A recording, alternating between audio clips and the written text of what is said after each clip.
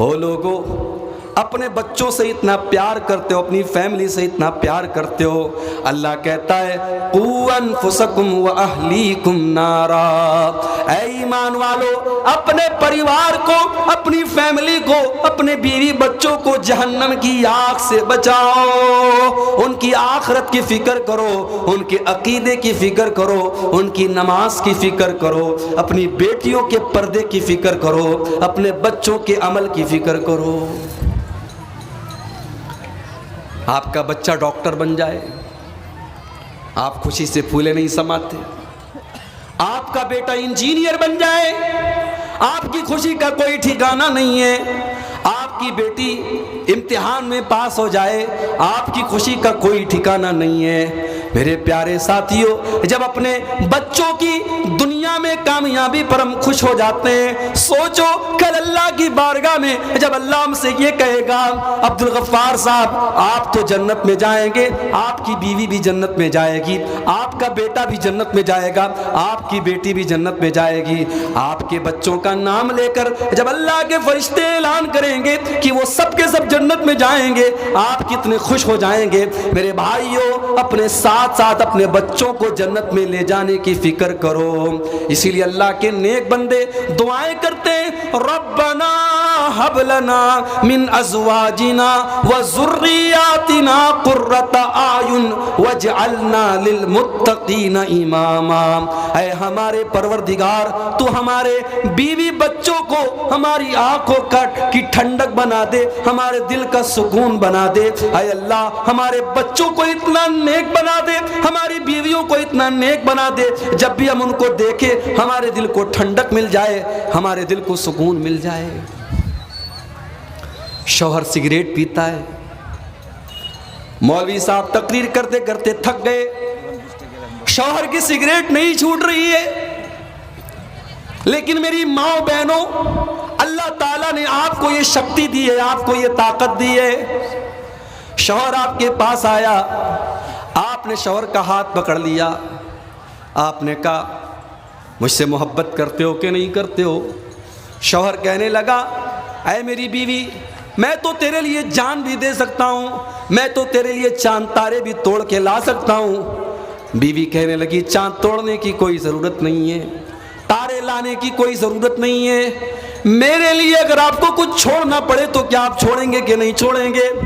اے میری بیوی تو بتا تو صحیح، میں تیرے لیے دنیا بھی چھوڑ سکتا ہوں۔ دنیا نہیں چھوڑنی ہے آپ کو بس ایک بری عادت چھوڑ دینی ہے۔ اے میرے سرتاج، اے میری زندگی کے مالک، اے میرے شریک حیات، اے میرے ہم سفر، آپ کو اپنی سگریٹ کی عادت چھوڑ دینی ہے۔ بیوی نے شوہر کا ہاتھ پکڑا، آنکھوں میں آنسو لا کر کے شوہر سے یہ مطالبہ کر دیا، جو کام مولوی کی تقریر نہ کر سکی، جو جلسے نہ کر سکے، جو پروگرام نہ کر سکے، اگر بیوی چاہے تو اس کی آنکھوں کے چند آنسو اپنے شوہر سے وہ کام کروا سکتے۔ یہ طاقت دی ہے اللہ نے بیوی کو، یہ طاقت دی اللہ نے عورت کو۔ میری پیاری ماں بہنوں، شوہر نماز نہیں پڑھتا، آپ کی نیند کھلی، صبح کے 5 بج رہے ہیں، حی علی الصلاۃ کی آواز آ رہی ہے، کچھ نہیں کرنا ہے آپ کو، شوہر کا پیر پکڑ کے بڑے پریم سے بڑے پیار سے شوہر سے کہیے اٹھ جاؤ، نماز کا ٹائم ہے، اٹھ جاؤ نماز جلدی سے پڑھ لو۔ شوہر نے جا کر کے نماز پڑھ لیا، اللہ کی قسم شوہر کو نماز کا ثواب تو ملے گا۔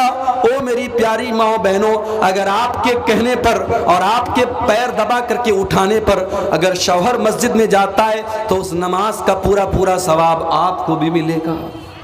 اللہ کے پیارے نبی فرماتے ہیں من دل علی خیر، جو کسی کو کوئی نیکی کی بات بتاتا ہے فلہ مثل اجر فاعلہ، تو نیکی کرنے والے کو جتنا ثواب ملے گا اتنا بتانے والے کو بھی ملے گا۔ پریوار کو ایسا بنا لو میرے بھائی۔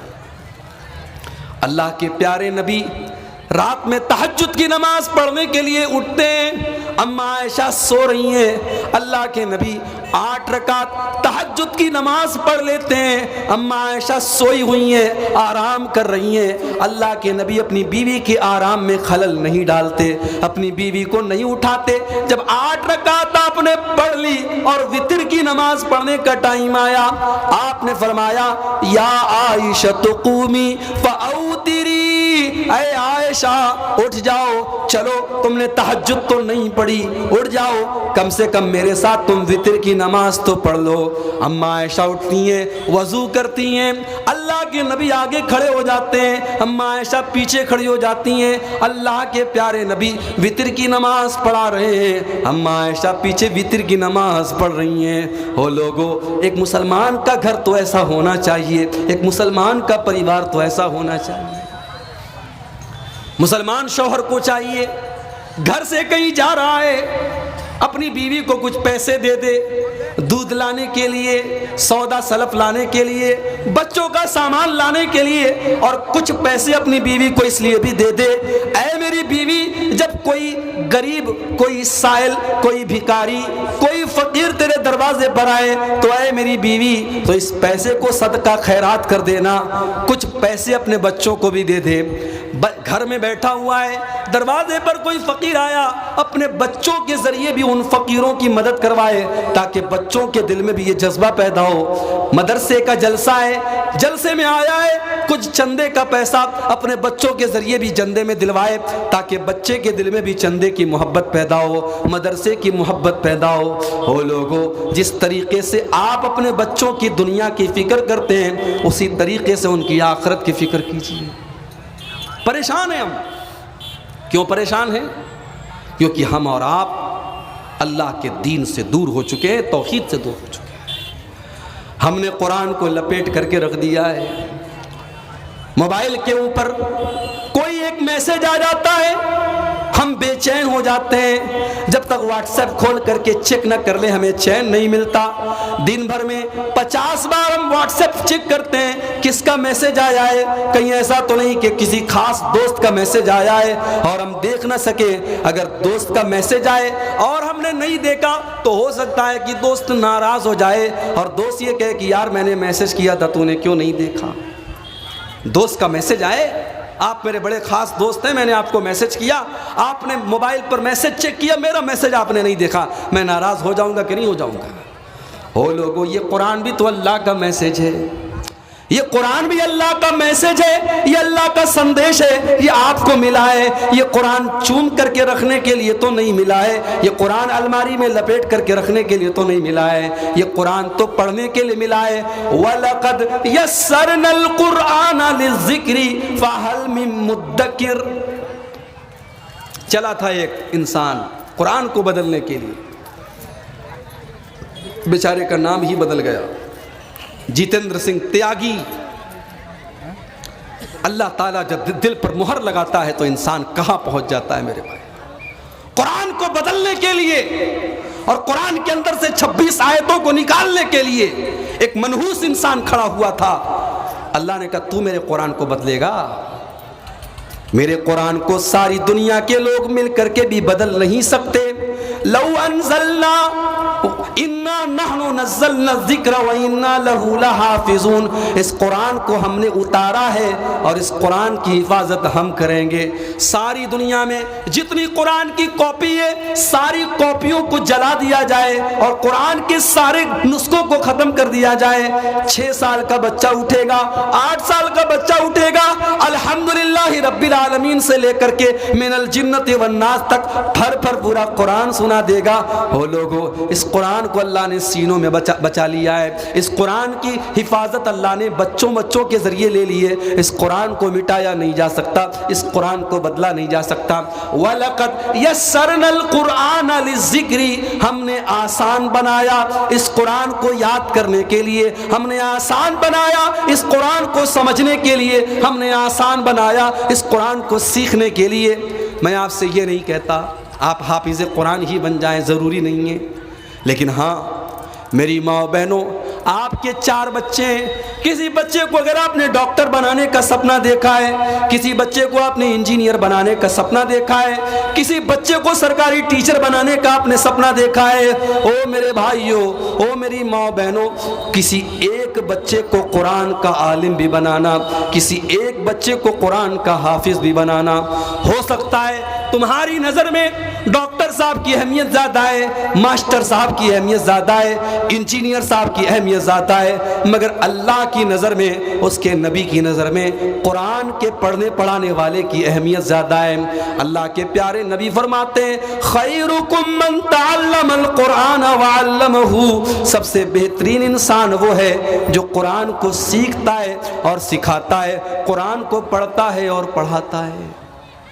کسی ایک بچے کو قرآن کا حافظ بنائیے اور وقت نکالیے، 10 منٹ صحیح، 5 منٹ صحیح، 15 منٹ صحیح، آپ قرآن کی تلاوت ضرور کیجئے میرے بھائی، قرآن کی تلاوت ضرور کیجئے۔ آج تو ماشاءاللہ آسانی ہے، گوگل کے پلے اسٹور پر جائیے اور لکھیے اسلام 360، ایک ایپ آئے گا، اس میں آپ کو قرآن بھی ملے گا، اس میں آپ کو حدیثیں بھی ملیں گی، کچھ نہیں کرنا ہے آپ کو، ایپ ڈاؤن لوڈ کر لیجئے۔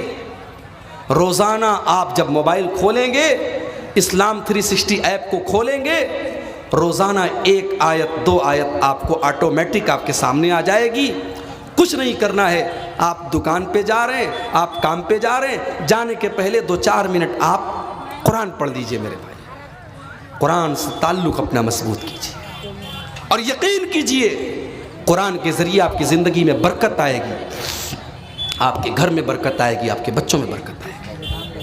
1-2 چیزیں اور بیان کر کے بات ختم کر رہا ہوں کیونکہ 12 بج رہا ہے اور مجھے بڑی معذرت کے ساتھ مجھے ابھی فوراً نکلنا ہے، پورنیہ جانا ہے، جہاں سے مجھے جو ہے ٹرین پکڑنی ہے آگے کے سفر کے لیے۔ میں 1-2 باتیں اور بیان کر کے بات ختم کر رہا ہوں۔ آج یہ امت پریشان ہے، کیوں پریشان ہے؟ کیونکہ اس امت کا نوجوان آج دین سے دور ہے۔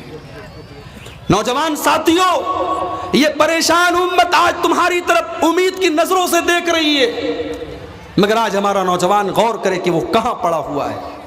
آج ہمارا نوجوان عشق اور محبت کے چکر میں پڑا ہوا ہے، آج ہمارا نوجوان نشے کے اڈوں پر پڑا ہوا ہے، ہمارا نوجوان گٹکھا کھا رہا ہے، ہمارا نوجوان شراب پی رہا ہے، ہمارا نوجوان بے حیائی کا کام کر رہا ہے۔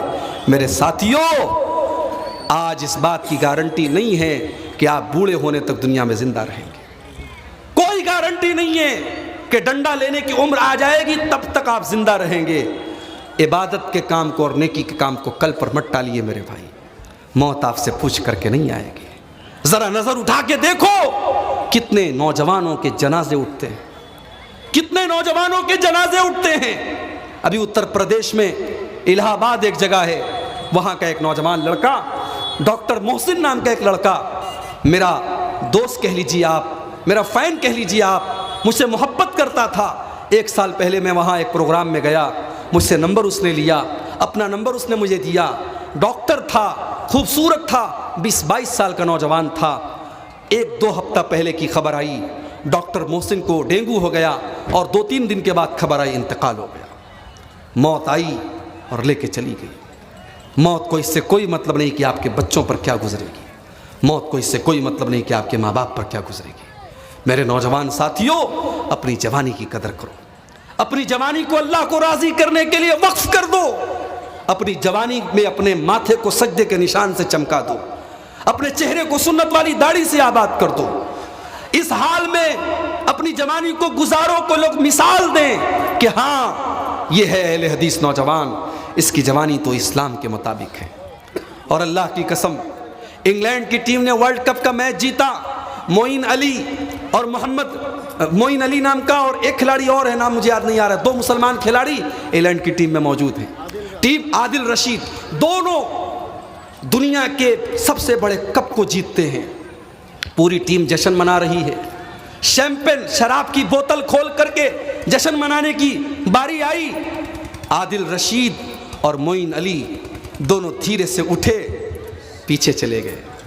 ٹیم نے بھی ان کی اس چیز کا احترام کیا، رسپیکٹ کیا، کہ ٹھیک ہے بھائی، آپ کو اگر شراب کے جشن میں شامل نہیں ہونا ہے چلے جائیے۔ میرے بھائی، کون کہتا ہے کہ فتنوں کے دور میں ہم اپنی داڑھی کے ساتھ ہم نہیں چل سکتے؟ ہم داڑھی کے ساتھ، نماز کے ساتھ، دینداری کے ساتھ ہم فتنوں کے اس دور میں بھی چل سکتے ہیں، اور اس کی مثال قائم کی ہے عادل رشید اور معین علی نام کے ان دونوں کرکٹروں نے۔ ساؤتھ افریقہ کا کرکٹر ہے ہاشم املہ، اس کی بیوی ساؤتھ افریقہ کے اندر حجاب پہننے پر، نقاب پہننے پر جرمانہ دینا پڑتا ہے۔ اس حال میں، اس ماحول میں جہاں لڑکیاں بکنی میں گھومتی ہیں، ننگی ہو کر کے گھومتی ہیں، اس ماحول میں ہاشم املہ کی بیوی مکمل چہرے سے لے کر کے، سر سے لے کر کے پیر تک نقاب میں آتی ہے، اپنے شوہر کا حوصلہ بڑھانے کے لیے، کرکٹ کا کھیل ہوتا ہے، اپنے شوہر کے ساتھ آتی ہے، مگر کسی نے آج تک ہاشم املہ کی بیوی کا فوٹو نہیں دیکھا ہے۔ آج ہمارے گھروں کی لڑکیاں انسٹاگرام پر اپنے فوٹو ڈال رہی ہیں، واٹس ایپ کے اسٹیٹس پر اپنا فوٹو لگا رہی ہیں، سج دھج کر کے، سنور کر کے میلے ٹھیلے میں جا رہی ہیں۔ میری ماں بہنوں، قرآن کریم میں اللہ نے آپ کو پردے میں رہنے کا حکم دیا ہے، اللہ نے آپ کو دوپٹہ رکھنے کا طریقہ بھی قرآن میں بتایا ہے۔ وقت ختم ہو چکا ہے میرے پاس، کچھ اور تفصیلات تھیں مگر گنجائش نہیں ہے اس کی کہ میں آپ کے سامنے بیان کروں۔ میری ماں بہنوں، بس اتنا کہنا چاہوں گا کہ سماج کی اصلاح کی کنجی آپ کے ہاتھ میں ہے۔